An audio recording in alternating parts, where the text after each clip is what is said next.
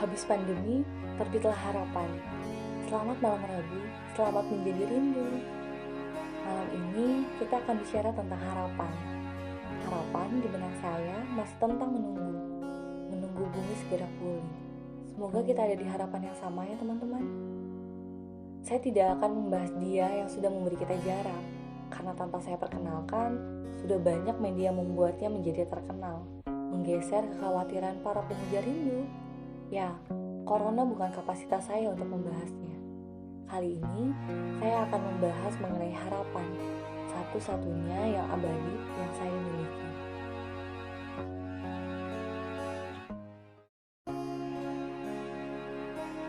"21 April, apa yang ada di benak teman-teman dengan hari ini? Semoga kita juga sama ya dengan yang ini. 21 April selalu jadi momen pengingat dalam sebuah perjuangan. Hari lahir seorang perempuan hebat yang namanya masih harum hingga saat ini. Lahirnya harapan untuk bangsa besar ini. Entah doa yang mana, entah dimulai dari mana perjuangan beliau, tapi jasanya selalu menjadi inspirasi buat kita.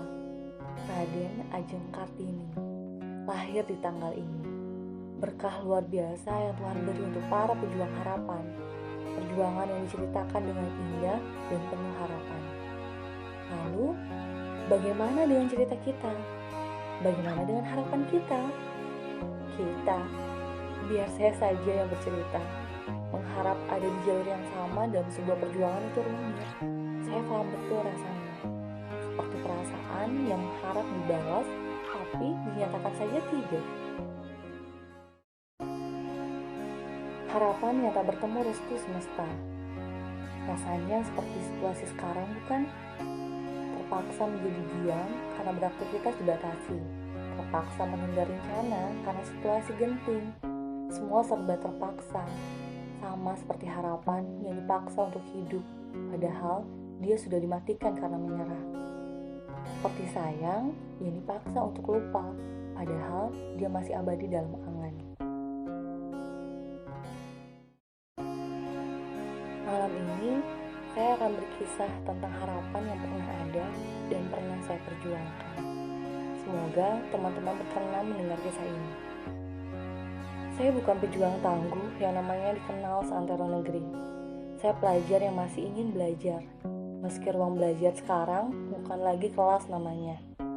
Saya seorang guru BK, profesi yang jauh dari ekspektasi dan harapan saya saat masuk jurusan psikologi dulu. 2010. Saat itu, saya duduk di kelas 9 SMP. Tahun penuh harapan dan ujian buat saya. Saat itu, saya dapatkan banyak hal yang mungkin sebagian siswa inginkan. Di organisasi, bahkan di akademik, prestasi saya raih. Saya memiliki banyak teman dan akrab dengan banyak guru. Semenyenangkan itu masa-masa SMP. Dan di tahun ini, saya pun bertemu dengan seorang sahabat. Sahabat yang memberi saya definisi suka pada seseorang. Rasanya teman-teman pernah mengalami ini. Tak apa, itu artinya kita normal, karena masuk fase remaja. Perasaan suka ya yang saya maksudkan, bukan hubungannya. Karena saat saya jadi pelajar, saya si single abadi itu, sampai hari ini. Saya tak bisa paksa semesta kabulkan ingin saya karena saya suka. Kalimat ini tepat rasanya untuk saya saat itu. Di tahun menyenangkan itu, saya harus dapatkan mimpi buruk. Saya memiliki semua syarat baik untuk ada di SMA favorit yang saya inginkan. Tak pernah merasa ragu sedikit pun saya akan gagal. Karena saat itu, rasanya adalah tahun baik buat saya. Tapi semesta memberi saya hadiah lain. 24 Mei 2010. Pengumuman dan perpisahan sekolah berlangsung. Saya dandan dengan cantiknya saat itu, mempersembahkan sebuah puisi indah tentang perjuangan seorang ibu. Persembahan yang membuat saya menangis. Ya, tangis itu bukan untuk puisinya, tapi untuk kegagalan saya hari itu. Saya tidak diterima di sekolah favorit itu. Terbayang bukan rasanya? Semesta merenggut bahagianya satu waktu. Saya harus menahan tangis kecewa saya di saat momen paling ditunggu oleh semua siswa kelas 3. Saya tahan hingga akhirnya saya harus pergi tanpa menikmati momen perpisahan itu.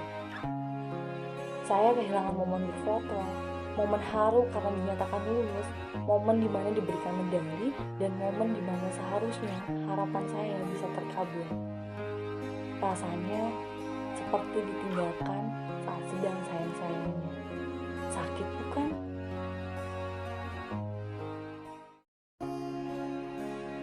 Tak bisa mencerna semuanya. Saya menaik diri dengan semua orang. Bahkan sesuap nasi pun tak saya butuhkan. Saya kecewa saat itu. Saya merasa ini tak adil. Saya merasa saya bodoh, saya malu, dan entahlah, tak ada harapan lagi rasanya. Saat itu, harapan saya masuk sekolah favorit karena saya ingin kuliah di tempat yang memberikan saya jalan mudah mendapatkan jurusan psikologi. Sejak kelas 8 SMP, harapan saya ingin masuk jurusan itu. Bukan karena saya tahu psikologi itu apa.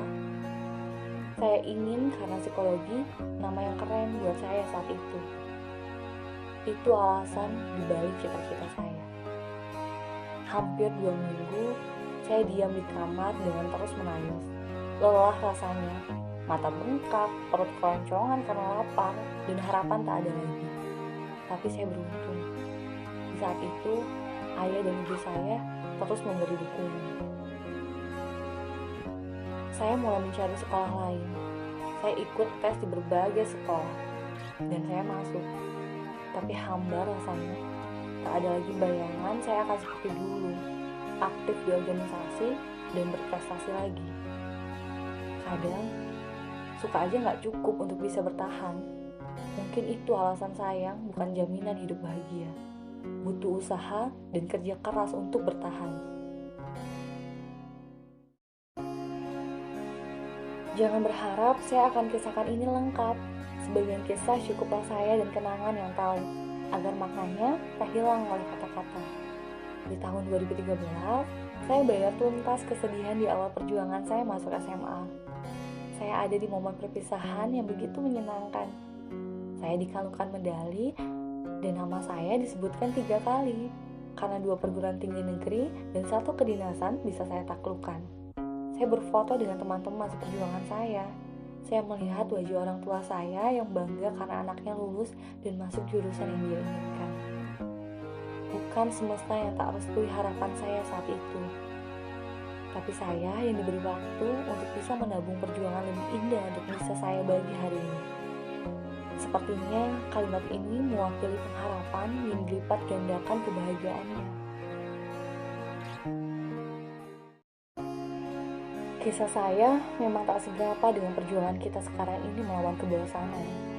Saat itu pilihan masuk sekolah lain masih ada. Saya masih bisa sekolah dimanapun. Saya hanya kehilangan 1 kesempatan saja. Tapi kondisi saat ini pilihannya hanya ada dengan bertahan dan berharap. Bertahan menyimpan rindu dan harapan yang sudah semakin memuncak. Ini lebih sulit memang. Pilihan menyerah pasti akan ada untuk setiap perjuangan. Kehilangan harapan di saat merasa layak pasti akan menghampiri. Kecewa di saat begitu yakin dia akan ada. Begitulah hidup. Sehingga itu hadiah yang semesta beri untuk setiap perjuangan yang kita lalui. Butuh waktu bertahun-tahun untuk saya menunggu hadiah saya datang. Butuh bertahun-tahun saya bisa bersyukur melalui momen itu. Perjuangannya bukan ketika saya dapatkan semua kebahagiaannya, tapi di saat saya harus berjuang dengan harapan yang pernah saya matikan. Membangun percaya diri, menorehkan prestasi di tempat yang bahkan bukan keinginan saya, mewujudkan mimpi di saat saya harus ada di jalur lain dalam skenario hidup saya. Saat berada di SMA itu yang berat, karena saya harus bertemu dengan air mata lagi, kecewa lagi, sedih lagi, dan kehilangan lagi. Tapi mimpi saya masih sama saat itu. Psikologi UPI.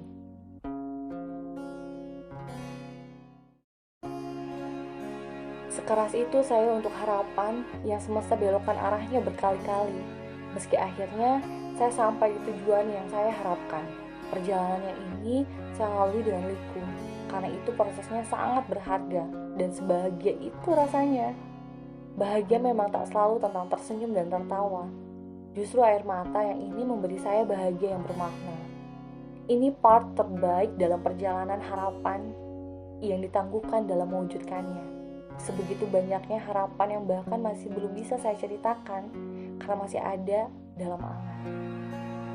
Untuk harapan kemarin, saya sudah dapatkan hadiahnya. Harapan yang sekarang sedang saya perjuangkan untuk bisa saya lalui. Berkat harapan ini pula, saya bisa kisahkan ini dengan teman-teman malam ini. Jadi guru BK bukan harapan saya, tapi hadiah dari harapan orang tua saya. Doa mereka lah yang menghantarkan hadiah pada saya sekarang. Bertemu dengan teman-teman malam ini adalah bagian dari hadiah indahnya. Karena berkat yang ini, saya bisa belajar tentang menghargai setiap perjalanan hidup yang pedih kemarin, tapi indah hari ini. Kadang, harapan hanya butuh diyakini, bukan dihakimi.